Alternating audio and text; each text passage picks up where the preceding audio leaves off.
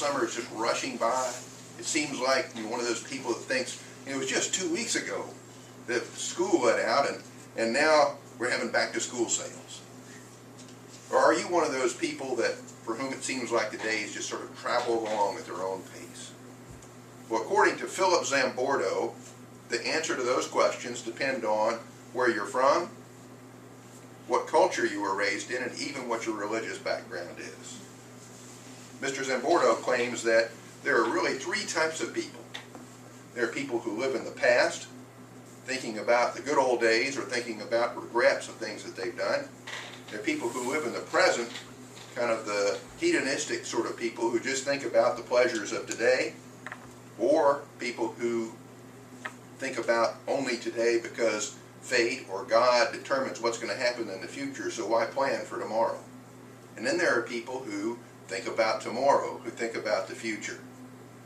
And he says that where you're from in the world determines some of why you're going to think these ways.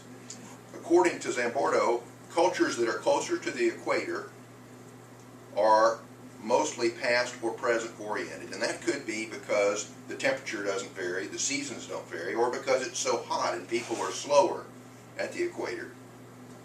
The closer you get to the poles, people tend to be more future oriented. They think about the future, they plan for the future, they scheme for the future, and they work toward those dreams that they've established. My son just got back from 6 months studying in Italy.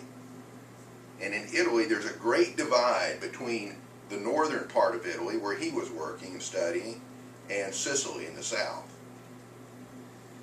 Not only do they have different dialects so that Sicilians can't understand people from the north and vice versa, but they have a different perception of time.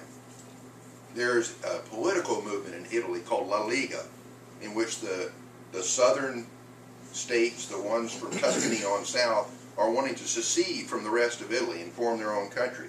And they say, people from the north say, we do all the work. The people from the south take 3-hour lunches and they have lots of children. In Sicily, they don't even have their own future tense verb. There is a was, there is an is, but there is no will be in Sicilian dialect. They don't even think about the future. It's no wonder that nothing ever gets done down there. And the Sicilians say, those people up north, those aren't really Italians. They're Germans or Austrians or something. They eat yogurt.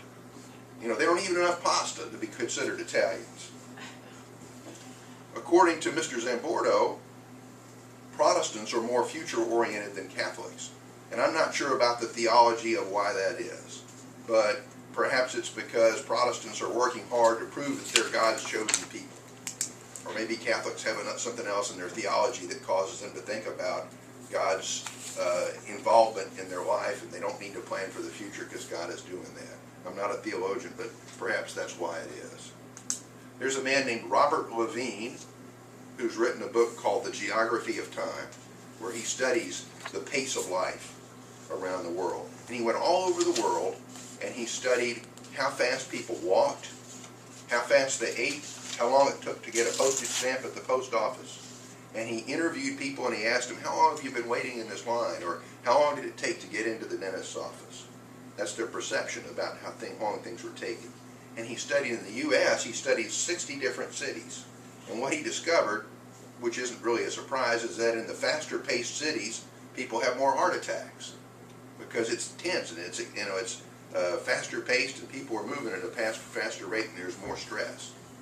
One of my employees lived in South Florida. And he and I were talking about this the other day, and he commented on how much faster paced things are in Miami.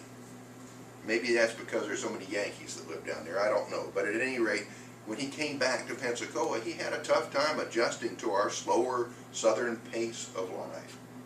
I had a friend when I was in college who was from Singapore. And she always told us about how fast-paced Singapore is. It's a big, big cities and that sort of stuff. And she made a phone call to some of her friends back in Singapore, and she came away laughing, and she said, they asked me, said, are you drunk?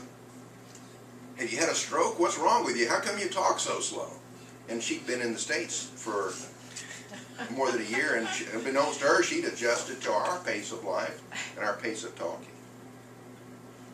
Now, I'm one of those driven future heart attack kind of people.